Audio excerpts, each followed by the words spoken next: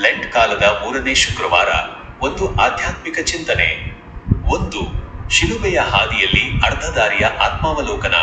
ತಪಸ್ಸು ಕಾಲದ 3ನೇ ವಾರ ಮುಗಿಯುತ್ತಾ ಬಂದಂತೆ ನಾವು ಕಾಲ್ವರಿ ಬೆಟ್ಟದ ಹಾದಿಯಲ್ಲಿ ಅರ್ಧ ದೂರ ಸಾಗಿದ್ದೇವೆ. ಈ ಶುಕ್ರವಾರ ನಮ್ಮನ್ನು ನಾವೇ ಪ್ರಶ್ನಿಸಿಕೊಳ್ಳುವ ಸಮಯ. ನಾನು ಆರಂಭದಲ್ಲಿ ಮಾಡಿದ ನಿರ್ಧಾರಗಳು, ಉಪವಾಸ, ಪ್ರಾರ್ಥನೆ, ದಾನ ಧರ್ಮ, ಇಂದಿಗೂ ಮುಂದುವರಿಯುತ್ತಿದೆಯೇ? ನನ್ನ ಹೃದಯವು ದೇವರ ಕೃಪೆಗೆ ಹೆಚ್ಚು ಹತ್ತಿರವಾಗಿದೆಯೇ? 2. ಬಾಯಾರಿದ ಆತ್ಮ ಮತ್ತು ಜೀವಜಲ. 3ನೇ ವಾರದ ಸುವಾರ್ತೆಯು ಹೆಚ್ಚಾಗಿ ಸಮಾರ್ಯದ ಸ್ತ್ರೀ ಮತ್ತು ಯೇಸುವಿನ ಭೇಟಿಯನ್ನು ನೆನಪಿಸುತ್ತದೆ. ಯೇಸು ಅವಳಲ್ಲಿ ಜೀವಜಲವನ್ನು ನೀಡುವ ಭರವಸೆ ನೀಡುತ್ತಾರೆ. ನಾನು ಕೊಡುವ ನೀರನ್ನು ಕುಡಿಯುವವನಿಗೆ ಎಂದಿಗೂ ಬಾಯಾರಿಕೆಯಾಗದು. ಈ ಶುಕ್ರವಾರ ಲೋಕದ ವಿಷಯಗಳಿಗಾಗಿ ಬಾಯಾರಿಸುವ ಬದಲು ದೇವರ ಪ್ರೀತಿ ಮತ್ತು ಸತ್ಯಕ್ಕಾಗಿ ಬಾಯಾರಲು ನಾವು ಕರೆಯಲ್ಪಟ್ಟಿದ್ದೇವೆ. 3. ಕಷ್ಟಗಳಲ್ಲೇ ಅಡಗಿದೆ ರಕ್ಷಣೆ. ಶುಕ್ರವಾರ ಅಂದರನೇ ಅದು ತ್ಯಾಗದ ದಿನ. ಯೇಸು ನಮಗಾಗಿ ಅನುಭವಿಸಿದ ಕಷ್ಟಗಳು ಕೇವಲ ವೇದನೆಯಲ್ಲ, ಅದು ಮನುಕುಲದ ಮೇಲಿನ ಅತೀವ ಪ್ರೀತಿಯ ಸಂಕೇತ. ನಮ್ಮ ಜೀವನದ ಸಣ್ಣ ಪುಟ್ಟ ನೋವುಗಳನ್ನು ಕ್ರಿಸ್ತನ ಶಿಲುಬೆಯ ನೋವಿನೊಂದಿಗೆ ಒಗ್ಗೂಡಿಸಿದಾಗ ಆ ನೋವು ನಮಗೆ ರಕ್ಷಣೆಯ ಮಾರ್ಗವಾಗುತ್ತದೆ. ಪ್ರಾಯಶ್ಚಿತ್ತದ ಕರೆ. ಈ ದಿನ ನಾವು ನಮ್ಮಲ್ಲಿರುವ ಅಹಂಕಾರ, ದ್ವೇಷ ಮತ್ತು ಲೋಭವನ್ನು ಬಿಟ್ಟು ಬಿಡಲು ಪ್ರಯತ್ನಿಸೋಣ. ಉಪವಾಸವು ಕೇವಲ ಆಹಾರವನ್ನು ತ್ಯಜಿಸುವುದಲ್ಲ, ಬದಲಾಗಿ ಕೆಟ್ಟ ಆಲೋಚನೆಗಳನ್ನು ಮತ್ತು ಸ್ವಾರ್ಥವನ್ನು ತ್ಯಜಿಸುವುದಾಗಿದೆ.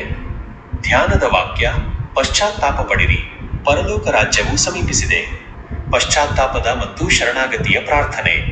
ಪರಮ ದಯಾಮಯನಾದ ದೇವರೇ, ಈ ಪವಿತ್ರ ತಪಸ್ಸು ಕಾಲದ 3ನೇ ಶುಕ್ರವಾರದಂದು ನಾವು ನಿನ್ನ ಪಾದ ಸನ್ನಿಧಿಯಲ್ಲಿ ಬಂದು ನಿಂತಿದ್ದೇವೆ. ನಮ್ಮ ರಕ್ಷಣೆಗಾಗಿ ನಿನ್ನ ಏಕೈಕ ಪುತ್ರನಾದ ಯೇಸು ಕ್ರಿಸ್ತರು ಅನುಭವಿಸಿದ ಕಷ್ಟ ಕಾರ್ಪಣ್ಯಗಳನ್ನು ಮತ್ತು ಭಕ್ತಿಯಿಂದ ಸ್ಮರಿಸುತ್ತೇವೆ. ಓ ಪ್ರಭು ಯೇಸುವೆ, ನಮ್ಮ ಪಾಪಗಳಿಗಾಗಿ ನೀನು ಸುರಿಸಿದ ಪ್ರತಿ ಹನಿ ರಕ್ತವು ನಮಗೆ ಹೊಸ ಜೀವನದ ಭರವಸೆಯನ್ನು ನೀಡಿದೆ. ಈ ದಿನ ನಮ್ಮ ಹೃದಯದ ಕಠಿಣತೆಯನ್ನು ಹೋಗಲಾಡಿಸು. ನಮ್ಮಲ್ಲಿರುವ ಅಹಂಕಾರ, ಕೋಪ, ಹೊಟ್ಟೆಕಿಚ್ಚು ಮತ್ತು ಸ್ವಾರ್ಥವನ್ನು ನಿನ್ನ ಶಿಲುಬೆಯ ಬುಡದಲ್ಲಿ ಅರ್ಪಿಸುತ್ತೇವೆ. ನಮ್ಮನ್ನು ತೊಳೆದು ಶುದ್ಧೀಕರಿಸು. ಸಮಾರಿಟನ್ ಸ್ತ್ರೀಗೆ ನೀನು ನೀಡಿದ ಜೀವಜಲ ನಮಗೂ ದೊರೆಯುವಂತೆ ಮಾಡು.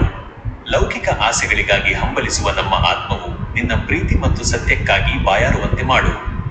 ನಮ್ಮ ಜೀವನದಲ್ಲಿ ಬರುವ ಕಷ್ಟಗಳನ್ನು ನಿನ್ನ ಶಿಲುಬೆಯ ಹಾದಿಯ ಒಂದು ಭಾಗವೆಂದು ಸ್ವೀಕರಿಸುವ ಧೈರ್ಯವನ್ನು ನಮಗೆ ನೀಡು. ಈ ಉಪವಾಸದ ದಿನಗಳಲ್ಲಿ ನಾವು ಮಾಡುವ ಪ್ರಾರ್ಥನೆಗಳು ಮತ್ತು ತ್ಯಾಗಗಳು ನಿನಗೆ ಪ್ರೀತಿಕರವಾಗಲಿ. ದೀನದಲಿತರ ಮೇಲೆ, ರೋಗಿಗಳ ಮೇಲೆ ಮತ್ತು ಒಂಟಿತನದಿಂದ ಬಳಲುತ್ತಿರುವವರ ಮೇಲೆ ನಿನ್ನ ಕೃಪೆ ಇರಲಿ. ನಾವು ನಿನ್ನನ್ನು ಪ್ರೀತಿಸುವಂತೆ ನಮ್ಮ ನೆರೆಯವರನ್ನು ಪ್ರೀತಿಸಲು ನಮಗೆ ಕಲಿಸಿಕೊಡು. ಅಂತಿಮವಾಗಿ, ಈ ತಪಸ್ಸು ಕಾಲವು ನಮ್ಮ ಆತ್ಮದ ನವೀಕರಣಕ್ಕೆ ಮತ್ತು ನಿನ್ನ ಉಯಿರ್ತೇಳುವಿಕೆಯ ಈಸ್ಟರ್ ಸಂತೋಷದಲ್ಲಿ ಪಾಲ್ಗೊಳ್ಳಲು ನಮ್ಮನ್ನು ಯೋಗ್ಯರನ್ನಾಗಿ ಮಾಡಲಿ. ಆಮೆನ್.